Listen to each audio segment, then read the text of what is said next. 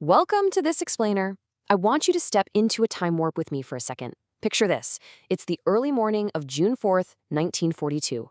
The ocean breeze is thick, the tension is just absolute, and literally the entire fate of the free world is about to be decided right in the middle of the Pacific Ocean.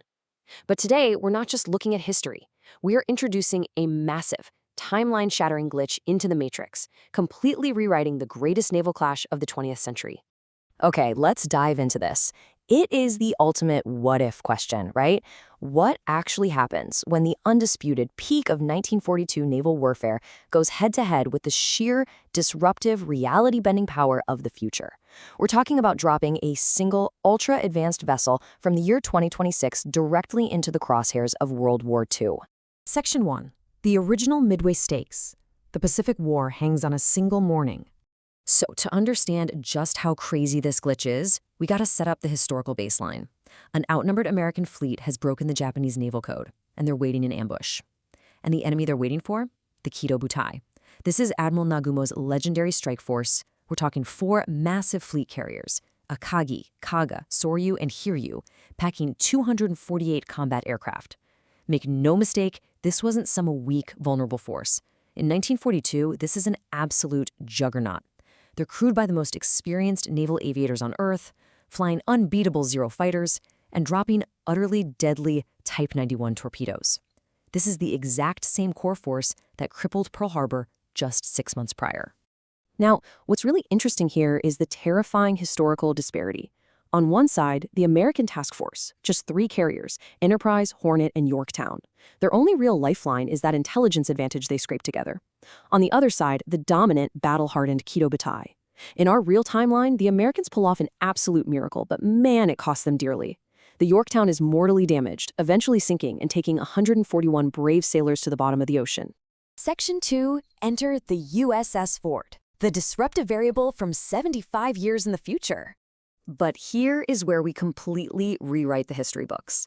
Imagine the 1942 American admirals looking out at the water as a literal leviathan suddenly steams up alongside them. 100,000 tons. I mean, let that unbelievable scale sink in for a second. We're talking about 1,100 feet of steel that's longer than 3 football fields laid end to end. It's not just a warship. It's practically a floating sovereign nation carrying 5,000 crew members. The technological leap is just staggering. 1942 carriers rely on heavy oil and primitive, super-limited radar. The USS Ford, it runs on 2 nuclear reactors that don't need refueling for 25 years. Actually, scratch that. Think about that for a second. 25 years without refueling. It can sustain top speeds over 30 knots in almost any sea state. It uses 3D radar to paint a perfect, real-time picture of the battle space, day or night in any weather. To Nagumo's officers looking through their binoculars, this wouldn't just look like an advanced ship. It would look like a literal god of war showing up in person. Because this ship is a complete, self-contained offensive and defensive ecosystem. Look at this arsenal. You've got stealth and strike covered with F-35C Lightning IIs and FA-18 Super Hornets. Support and tracking are handled by EAHE Growlers and E-2D Hawkeyes. And then there's the layered defense network, including RIM-116 missiles and the Phalanx CIWS, which is a rotary cannon firing 4,500 rounds a minute. That is entirely alien to the 1942 battlefield. Section 3. The invisible attack.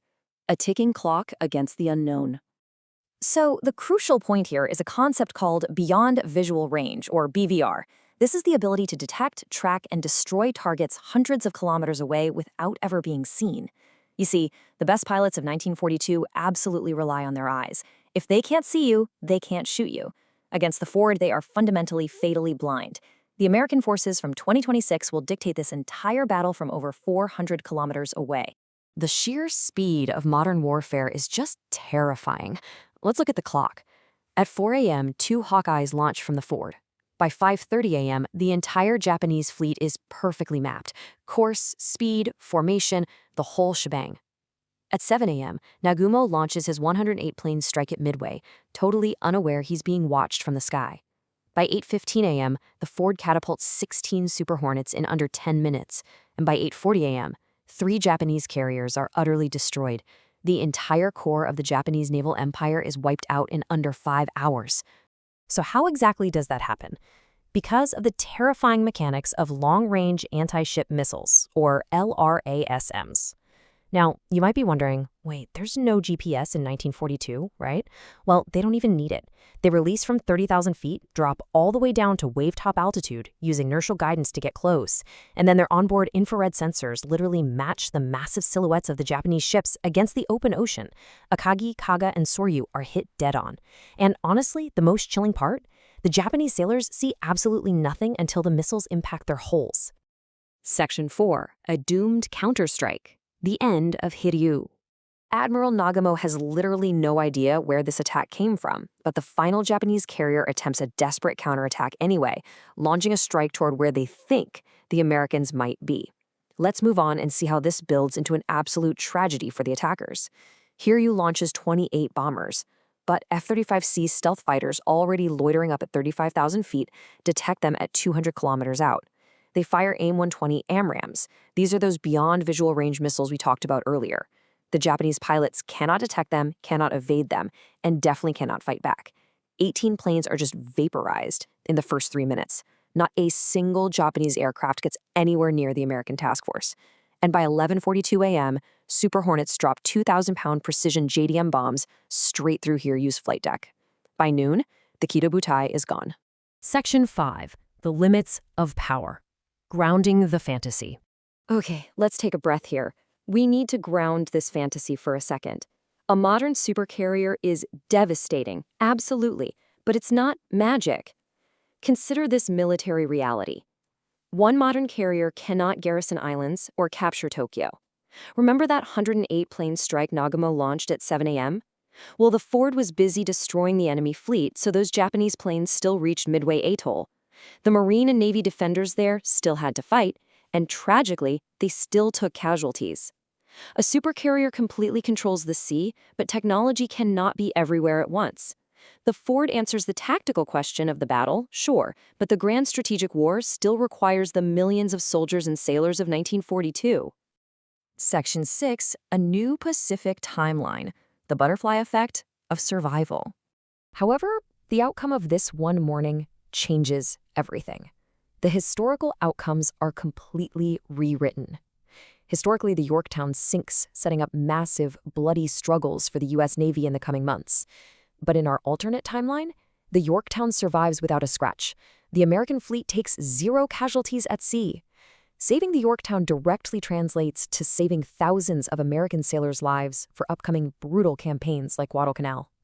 Meanwhile, Japan instantly loses 3,000 of its most elite, irreplaceable aviators and sailors. The strategic momentum of the entire World War shifts in an instant. And just think about the psychological devastation. The few Japanese survivors who were actually pulled from the water returned to Tokyo carrying a ghost story that their high commanders simply cannot comprehend. A black ship that struck without warning, weapons that hit before they could be seen.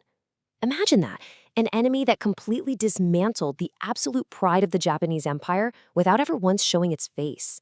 Which leaves us with this final provocative thought. How fragile is the timeline of history when a single technological variable changes absolutely everything? A 75-year leap in innovation turned a desperate, miraculous victory into a 5-hour surgical strike. It makes you wonder, what other single points of disruption could entirely rewrite the world as we know it? Thank you so much for exploring this fascinating historical what-if with me today. Keep asking questions, keep looking at the data, and I'll see you in the next explainer.